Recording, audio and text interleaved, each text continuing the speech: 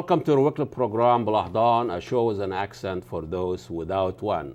You know, for the last 3 weeks or 3 guests, we have women getting involved in politics, and I think this is motivated by the election of the first white nationalist, misogynist, sexist president now reside in the White House, and that motivated a lot of people. We saw the Women March, Me Too movements, and a lot of women, even on the local level, are getting involved in politics and bringing new issues.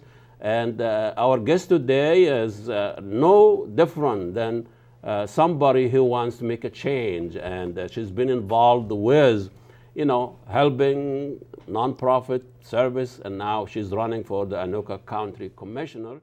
Mandy Meisner, now coming from the Anoka County, and she's running for that position. Welcome to Balahdan, Mandy. And thank you. Thank you so for much having me. for coming. I know you guys are there in the northwest area of the Twin Cities, Yep. Anoka. Fridley, Columbia Heights, Hilltop, and part of Spring Lake Park is my district, District 4. Okay, Hilltop is about 5 people live there. It's very small, yes. Very small, so but important. But it's very important. Yes. Everybody's important. But tell us a little bit about before you decided to run for the Anoka Commissioner. What were you doing, and what motivates you to go that next step?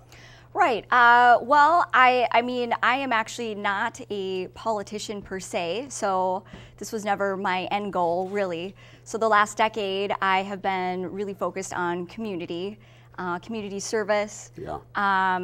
So working on a variety of projects, civic, arts, environment. That's just been who I am. So when this opportunity came about, it was just a new opportunity. But you work with the organization about the mayor, North Mayor. What is this about? Yeah, so my day job is North Metro Mayors Association, and I'm the Community Relations Manager there. So I've been working there for the last 3 years. So in terms of training for the job, I've gotten excellent training. So North Metro Mayors is a civic nonprofit. So we are 15 North Metro cities, our core members, and we have 20 community partners.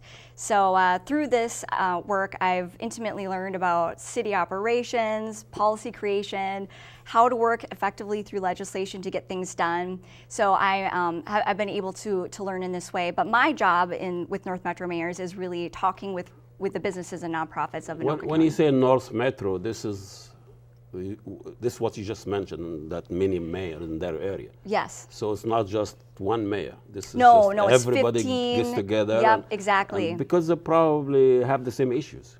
Well, and that's the thing. So we are founded on the understanding that collaborative work, you can get more things done.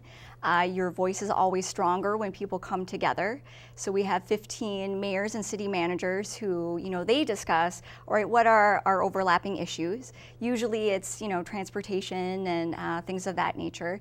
And then they create a plan of how they can work together to get funding from the state capitol to get projects done. So, as you mentioned, you've been involved with community service, and yes. I think the issue that you've been passionate about it is health, disability and health. Which a lot of politicians or a lot of people have not been paying attention to that. Yeah, for me personally, so for the last decade, I've been very motivated around mental health. That's been for about the last decade, and then recently addiction issues have also come into the fold, but I think they're important to talk about together because they really do overlap. Interesting. But yeah, with mental health and addiction, both of those issues, they're very complicated. Not related too. Really prevalent. There are very few people that have not been affected by either one of those issues. And so, in terms of a county commissioner, you need someone who's going to have it for the long game, someone who's going to be able to fight and get resources and funding long term. So beyond one campaign, beyond one term. It's interesting because if your position is apolitical, it's not a political, you don't have to be endorsed by a party. Correct. So you can tackle issues that politicians ignored because people with addiction or mental, they don't vote. Why should we even go and try to help those folks. So now, but you can go after those issues. Right, and that's one of the appealing things of this role, frankly, is that it is nonpartisan. So because you are correct, I mean, you can talk about the issues, talk about the process, and it's you're not labeled with any particular party. So. But tell us a little bit about your background. You are a first, second generation.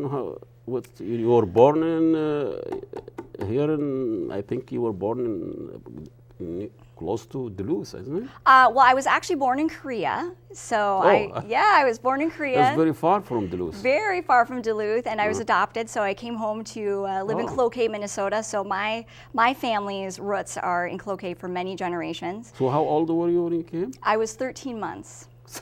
Yep. Very young. I was very young. Practically you were born here.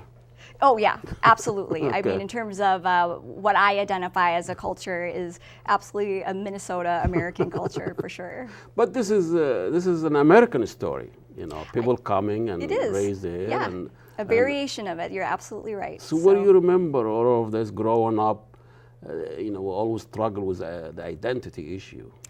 Well, you know, it's been a little complicated because, you know, for myself, I've always viewed that I am who I am because of my experiences.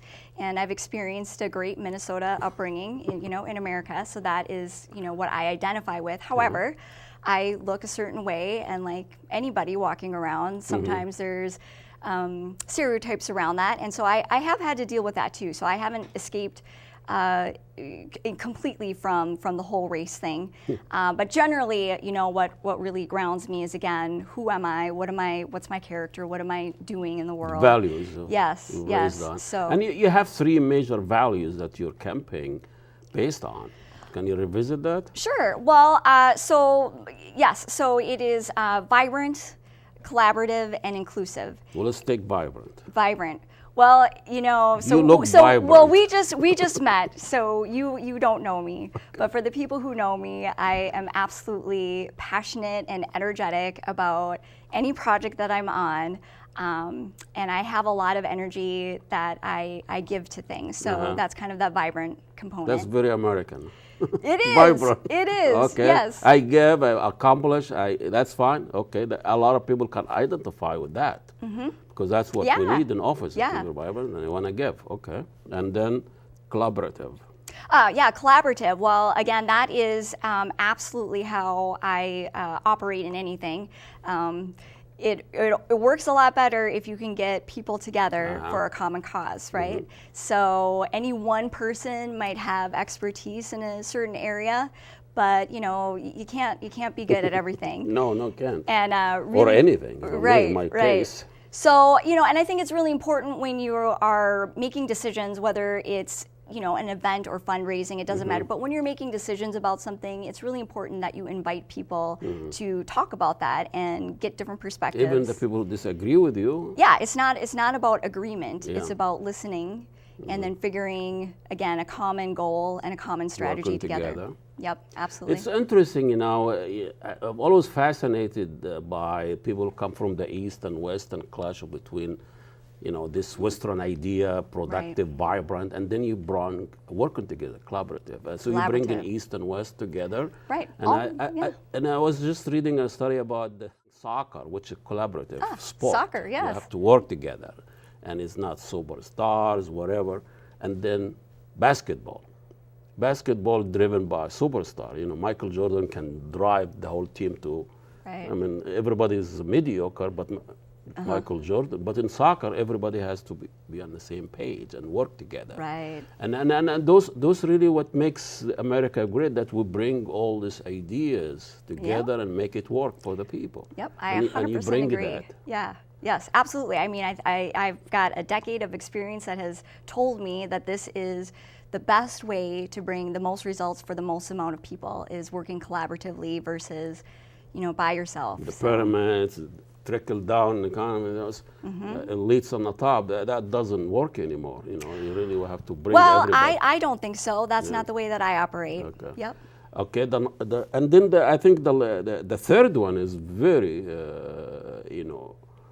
interesting for anybody who wants to, especially post-Trump and Trumpism and all Islamophobia and misogynist and all of anti-immigrants, now inclusive.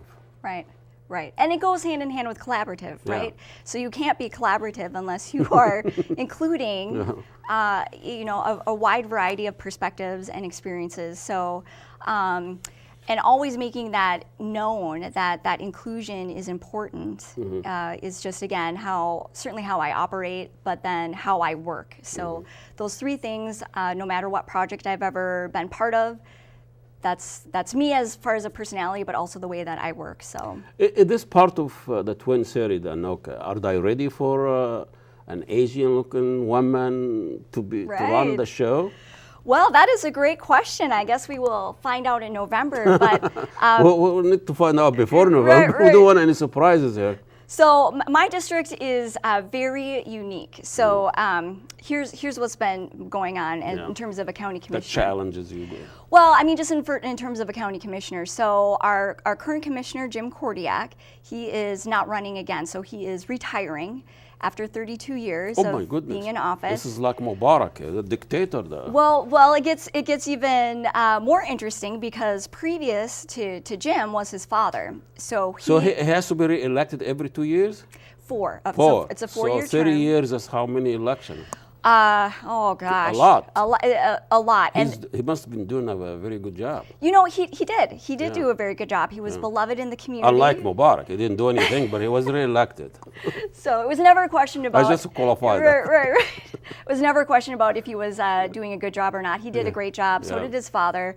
But for my community, I mean, there's been one name in this seat since 1954. So 1954. Wow. You know, today, there's a lot of changes that people have to think now.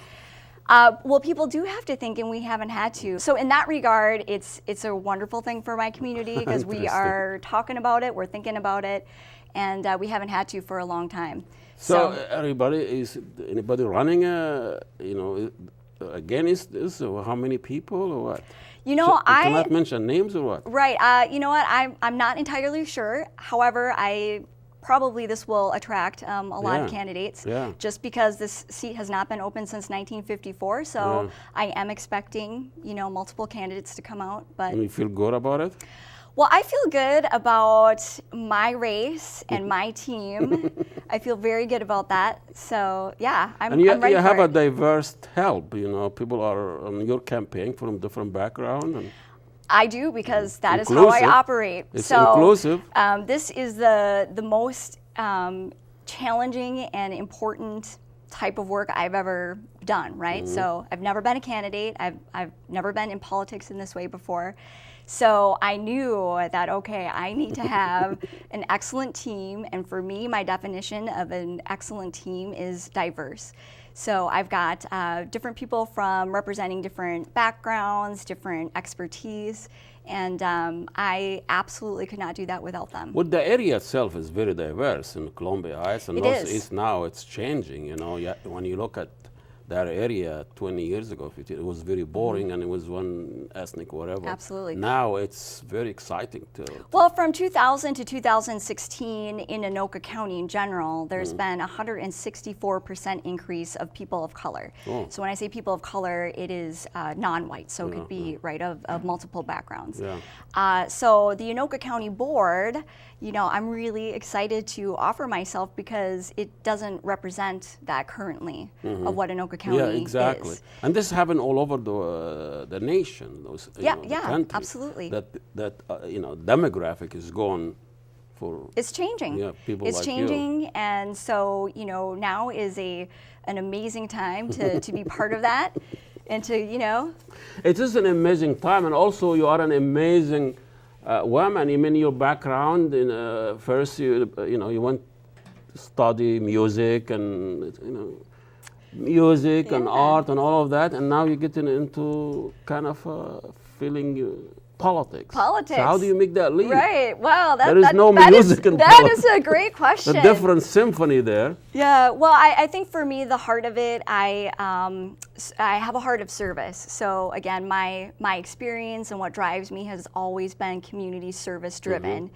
And this particular role, because I have been a able to observe politics from afar. Yeah. So I know that a county commissioner is a place that you can get things done and you're efficient.